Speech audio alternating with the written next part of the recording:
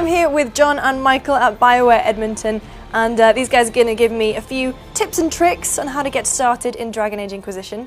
So let's get started with the first and most important thing. Which race do you pick? It kind of depends on what you want to go for. Each race has obviously its unique look. Dwarf has magic resist, so it's a little bit easier to fight against, you know, the demonic enemies that you're going to be facing throughout it. Qunari has a melee defense, a little bit easier to tank stuff with that.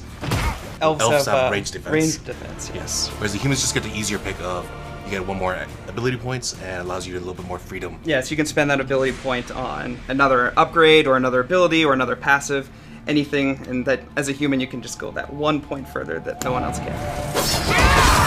Which races do you guys play as? I'm a dwarf female. My playthrough. I go human because I like to get that extra oomph. But dwarves can't be mages. No, so I'm playing as a warrior. We have 3 classes in Inquisition. You have a warrior, you have a mage, and you have a rogue. How do you choose? We're a party-based game, so you can choose what you want to play as. That's your character, but you already have your party to flesh out everything else that you don't have. Yeah, you definitely want to try and have a balanced party, and having the followers there with so many options, it's really easy to find someone that both you like in the story, but can also support you in combat. Who else is in your party?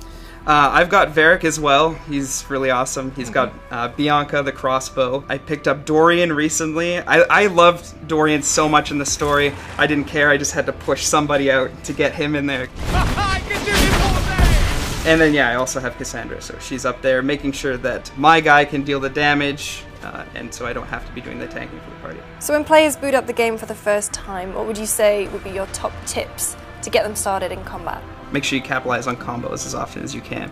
Cross-class combos are the most effective, so setting up a state like freeze or paralyze with your mage, and then coming in with your warrior and hitting him with Mighty Blow to have a huge electrical explosion or shatter that frozen guy. Also, keep in mind the soft combos too. So abilities that may not seem like they work well together, but when you put them together, they work really well. So something like Pull of the Abyss and a Fire Mine. And last of all, it's an RPG, and you know, it's one of the great things about us is just experiment, right? We've got respecs potions for everyone. It's pretty cheap to do, and it's fairly easy to just switch out what your card loadout is. So just experiment, see what interests you, what is fun as an ability.